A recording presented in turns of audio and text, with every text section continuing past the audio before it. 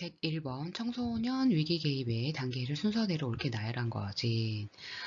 길리랜드의 위기 개입 6단계 모델에 근거한 내용으로 보면 첫 번째가 문제 정의죠. 두 번째가 안전 확보, 세 번째가 지원 제공, 네 번째가 대안 탐색, 다섯 번째가 계획 세우기, 여섯 번째가 참여 유도입니다.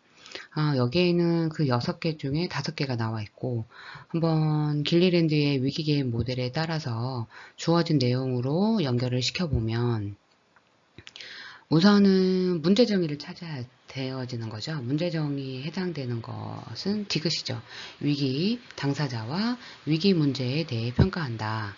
그리고 안전 확보는 미음입니다. 청소년이 위기사항에 대해 이해하고 문제를 보다 긍정적으로 이해하도록 돕는 거죠. 그 다음 지원 제공은 기억이죠. 청소년이 잠재적인 해결책과 그에 따른 가능한 결과를 고려하도록 돕는 거. 그 다음 대안 탐색은 리을이죠.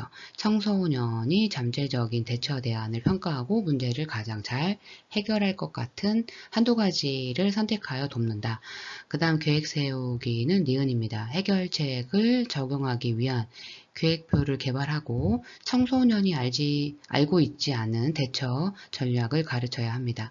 그 다음 여기 제시된 내용에는 없는 참여 유도를 이론에 근거해서 만들어 보면 청소년이 세운 계획을 반드시 지킬 수 있도록 스스로 실천 계획을 설명하도록 유도하는 거죠. 이런 위기 단계 개입 단계에 맞춰서 문제를 풀어보면 정답은 4번입니다. 이거를 기억하기 좋게 하려면 우선은 처음에 문제 정의를 문제의 발견이라고 하면 되고, 안전 확보는 마음을 안정시키는 거, 지원 제공은 도움을 제공하는 거, 대안 탐색은 대안을 찾아보는 거, 계획 세우기는 계획을 세우는 거, 그리고 나서 참여를 유도하는 순으로 나열을 해보면 될 것 같습니다. 따라서 1번의 답은 4번입니다. 102번 청소년 위기상담에 관한 설명으로 옳은 것을 모두 고른 것은 주어진 내용들을 하나씩 읽어보면서 옳은 것을 골라보도록 하겠습니다. 기억 상담자는 내담자에게 또래 역할을 해주는 게 중요하다. 틀린 설명이죠. 상담자는요, 내담자에게 또래 역할을 하는 것이 아니라 전문적인 도움을 제공하는 역할을 합니다. 상담자가 또래 역할을 해주는 것은 전문적 관계를 흐릴 수 있죠. 따라서 기억은 옳지 않습니다. 니은 상담자는 내담자와 진실한 관계를 형성하는 게 중요하다. 맞습니다. 디귿 상담자는 부모의 역기능적인 행동에 대해 내담자가 인식하도록 돕는 게 중요하다. 이 설명도 틀렸습니다. 상담자는요, 위기상담에서는 부모의 역기능적인 행동을 내담자에게 인식시키는 것이 아니라 당장 급한 문제 해결과 정서적 안정을 우선으로 합니다. 따라서 디귿은 옳지 않습니다. 리을 상담자는 내담자 가족 체계 내에서 보살핌을 촉진하는 대변자가 될 필요가 있다. 옳습니다.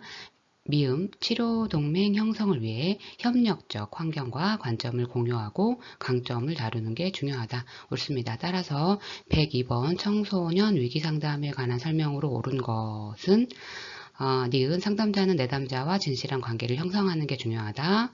리을 상담자는 내담자 가족 체계 내에서 보살핌을 촉진하는 대변자가 될 필요가 있다. 미음 치료 동맹 형성을 위해 협력적 환경과 관점을 공유하고 강점을 다루는 게 중요하다. 이렇게 해서 답은 2번입니다. 103번 심리적 외상에 관한 설명으로 옳지 않는 것은 답은 1번이죠. 시간이 지나면 외상기억은 자연스럽게 치유된다. 이 설명은 틀렸습니다. 심리적 외상은요, 시간이 지났다고 해서 저절로 사라지거나 치유되지 않죠. 오히려 적절한 치료나 지원이 없으면 외상의 기억이 계속 남아서 심리적 어려움을 겪게 됩니다. 외상 후 스트레스 장애인 PTSD와 같은 문제가 발생할 수 있기 때문에 전문적인 치료가 필요하죠. 따라서 1번, 시간이 지나면 외상기억은 자연스럽게 치유된다. 이 설명은 틀려서 답이 됩니다. 나머지는 심리적 외상에 관한 설명으로 옳습니다. 한번 읽어보도록 하겠습니다. 외상의 경험으로 인해 한 개인의 신념이 극단적으로 변할 수 있다. 맞습니다. 가정폭력을 목격한 아동의 경우 정상적인 발달이 멈추거나 방해를 받을 수 있다. 맞습니다. 외상의 기억이 통합되지 않고 이전 스키마와 독립적인 실체로 발전된다. 옳습니다. 살인 목격이나 자연재해에 노출로도 외상의 증상이 나타날 수 있다. 옳습니다. 따라서 103번은 심리적 외상에 관한 설명으로 옳지 않는 것을 물어봤기 때문에 1번이 정답이 됩니다. 시간이 지나면 외상 기억은 자연스럽게 치유된다? 아닙니다. 104번 학교폭력 위기상담의 특징에 관한 설명으로 옳지 않는 것은 답부터 얘기하면 5번이죠. 상담자는 최우선으로 가해자가 폭력을 행사한 원인에 대해 파악을 해야 한다. 학교폭력 위기상담에서 상담자의 가장 중요한 우선순위는 어떤 걸까요? 피해자의 생명과 안전을 보호하는 거죠. 즉 피해자가 더 이상 위험에 처하지 않도록 즉각적인 조치를 취하는 것이 최우선입니다. 가해자가 왜 폭력을 행사했는지 파악하는 것은 중요하지만 그것은 피해자의 안전이 보장된 후에 다루어야 할 문제죠. 따라서 5번 상담자는 최우선으로 가해자가 폭력을 행사한 원인에 대해 파악을 해야 한다. 이 설명은 옳지 않습니다. 나머지는 옳은 설명이니까 한번 읽어보도록 하겠습니다.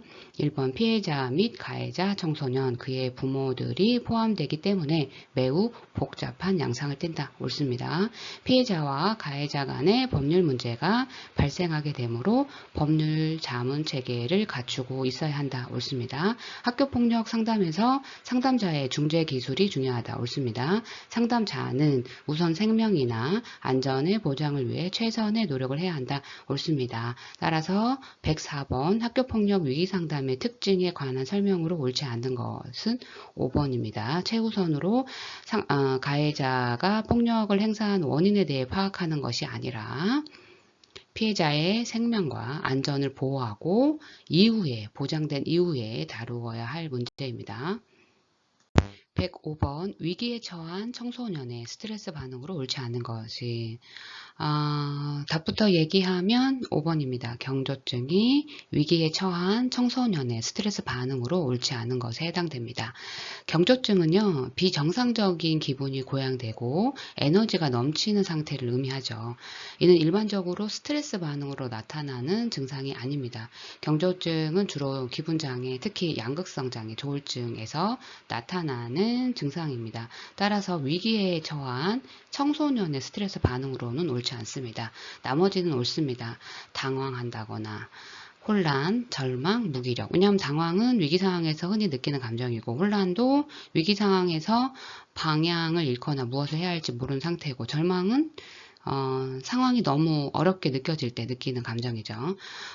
또 하나 무기력은 위기 상황에서 아무것도 할 수 없다는 느낌을 받을 때 나타나는 겁니다. 따라서 위기에 처한 청소년의 스트레스 반응으로는 당황, 혼란, 절망, 무기력은 맞고 경조증은 주로 기분장애나 특히 양극성 장애, 조울증에서 나타나는 증상으로 위기에 처한 청소년의 스트레스 반응으로는 옳지 않아 답이 되겠습니다.